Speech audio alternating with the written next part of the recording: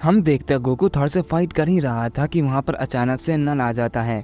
Thor उसे देखकर थोड़ा सा चौंक जाता है और कहता है आखिर बात क्या है। गोकू से देखकर कहता है इसकी पावर तो बहुत ज्यादा डार्क है, लेकिन ये यहाँ पर क्या कर रहा है, क्या ये मुझसे यहाँ पर लड़ने आया है। थॉर गोकू को कहता है उससे फाइट मत करना, मैं सब कुछ जान चुका हूँ, तुम जहाँ से आए हो वहीं चले जाओ, फ्यूचर में तुम्हारे साथ बहुत बुरा होने वाला है, अगर तुम यहाँ से नहीं गए तो मारे जाओगे। गोकू कहता है तुम्हें मेरे बारे में कैसे पता चला, क्या ये शख्स सच में इतना ज्यादा ताकतवर है कि ये मुझे मार सकता है, तब तो मैं इससे जरूर लड़ना चाहूंगा। रिंकिंग थॉर कहता है तुम ये क्या सोच रहे हो। गोकू कहता है मैं इससे लड़ना चाहता हूँ। थॉर कहता है तुम पागल क्यों बन रहे हो, अपना समय बर्बाद मत करो, तुम एक अच्छे इंसान हो, यहाँ से जल्दी चले जाओ वरना मारे जाओगे। थॉर जैसे ये कहता है नल गोकू पर हमला करता है, लेकिन थॉर गोकू को बचा लेता है, नल पे अपना हमला कर देता है जिससे नल काफी दूर जाकर गिरता है। गोकू ये देखकर कहता है तुम तो काफी ताकतवर हो, तुमने उसके हमले को टॉच करके अपना हमला किया। थॉर कहता है मैं तुम्हें समय दे रहा हूँ, यहाँ से जल्दी जाओ, मैं इसे संभाल लूंगा।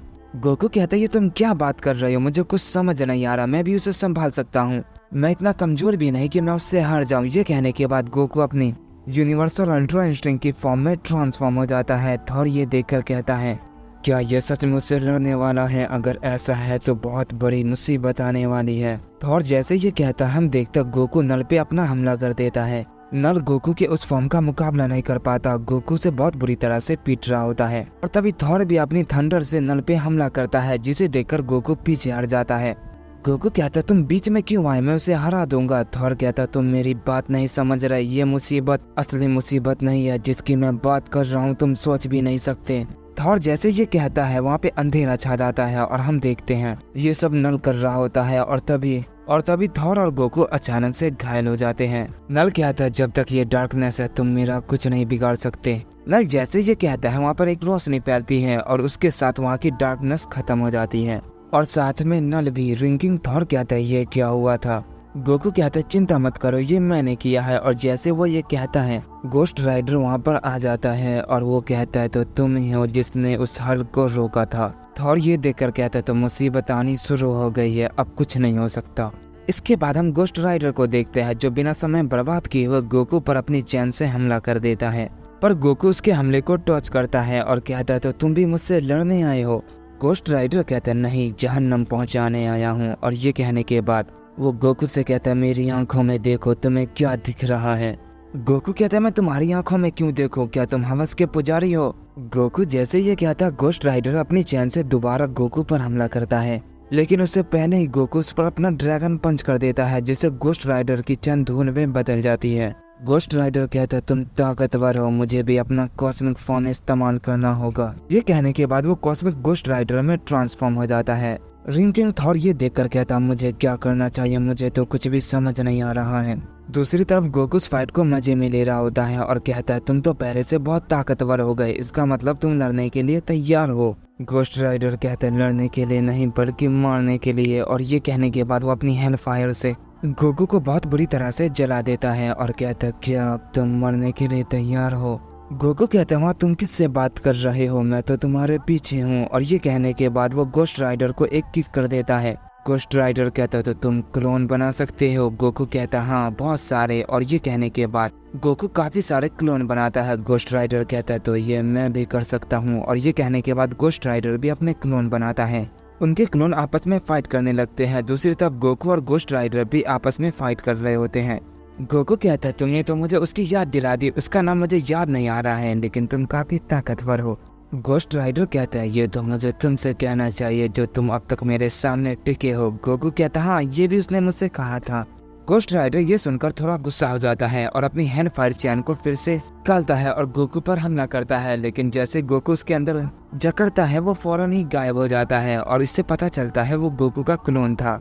और तभी गोकू गोस्ट राइडर के पीछे से उस पर अपना मिजोरी स्मैश कर देता है, जिससे वहाँ पर बहुत ही बड़ा धमाका होता है। रिंकिंग थॉर ये देखकर थोड़ा सा चौंक जाता है और कहता है क्या गोकू ने गोस्ट राइडर को हरा दिया। पर जैसे वो धमाका हटता है देखता गोस्ट राइडर को कुछ भी नहीं हुआ था, वो बिल्कुल ठीक होता है। गोकू कहता है तो तुम्हारी हीलिंग पावर काफी कमाल की है, मुझे लगा था तुम्हारी जल्दी खोपड़ी बुझ गई होगी, लेकिन तुम्हें कुछ भी नहीं हुआ। तभी गोकू के पीछे से कोई कहता है तुम्हें उससे ऐसे बात नहीं करनी चाहिए थी और ना ही यहाँ पर तुम्हें आना चाहिए था। और हम देखते हैं वहाँ पर लिविंग ट्रिब्यूनल आ चुका था। और ये देखकर कहता अब मैं कुछ नहीं कर सकता, जो होना था वो होकर रहेगा। मैं फ्यूचर बदल नहीं सकता, मैंने कोशिश की लेकिन मैं नाकाम रहा। गोकू से देखकर कहता अब तुम कौन हो? लिविंग ट्रिब्यूनल कहता है ये तो मुझे तुमसे पूछना चाहिए था, पर मैं तुम्हारे बारे में सब जानता हूँ, इसलिए बियॉन्डर ने मुझे खुद तुम्हें खत्म करने के लिए यहाँ पर भेजा है। ये कहने के बाद वो गोकू पर एक अटैक करता है। वो अटैक इतना पावरफुल होता है कि उसकी वजह से वहाँ पे आसपास के कई सारे प्लेनेट डिस्ट्रॉय हो जाते हैं। गोकू उस हमले को रोक रहा होता है और कहता है इसकी शक्ति तो काफी कमाल की है। लिविंग ट्रिब्यूनल गोकू को ऐसा करते देख थोड़ा सा शौक रह जाता है और कहता है क्या उसने अब तक मेरे हमले को रोक रखा है, ये कैसे मुमकिन है? शायद इसीलिए मुझे यहाँ पर आना पड़ा है, अब मैं समझ गया। लिविंग ट्रिब्यूनल जैसे अपनी बात खत्म करता है वो अचानक से एक अलग ही जगह आ जाता है।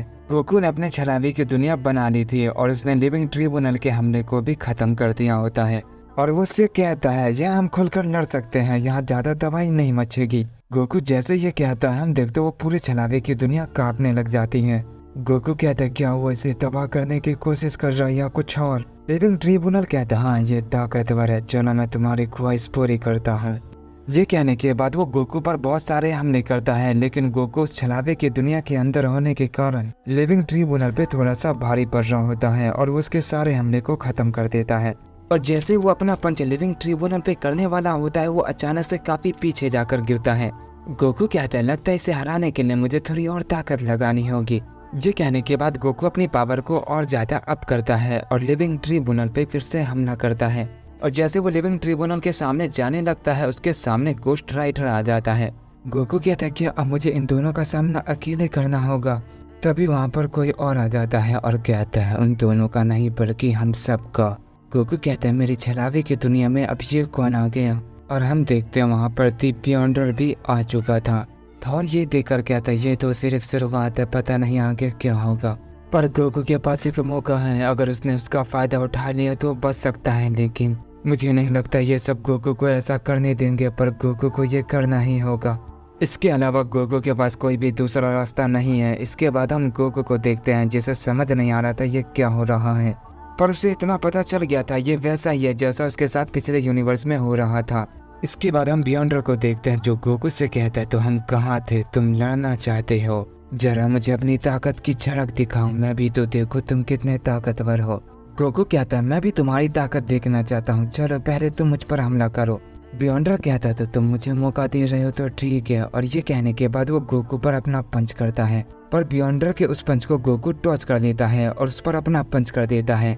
गोस्ट राइडर ये देखकर गोकू पर हमला करने की कोशिश करता है, लेकिन लिविंग ट्रिब्यूनल उसे ऐसा करने से मना कर देता है और गोस्ट राइडर से कहता है बियॉन्डर को लड़ने दो, वो उसे संभाल लेगा। इसके बाद हम गोकू को देखते हैं जो बियॉन्डर पे बहुत सारे हमले किए जा रहा होता है। बियॉन्डर उसके काफी सारे हमले को टॉच कर देता है, लेकिन गोकू के काफी हमले बियॉन्डर को लग भी जाते हैं। बियॉन्डर कहता है मैंने जितना सोचा था तुम सच में उससे बहुत ताकतवर हो, पर जैसे इसलिए शादी यहाँ पर आया था, लगता है आज मुझे अपना वर्थ या अपोनेंट मिल ही गया, तुम मुझसे लड़ने लायक हो। ये कहने के बाद वो अपनी प्री बियॉन्डर फॉर्म में आ जाता है। गोकू से ऐसा करते थे काफी शौक रह जाता है और तभी गोकू पर बियॉन्डर एक जोरदार पंच कर देता है जिससे वो बहुत दूर जाकर गिरता है। गोकू जैसे ही खड़ा होता है बियॉन्डर उस पर फिर से बहुत सारे हमले कर देता है।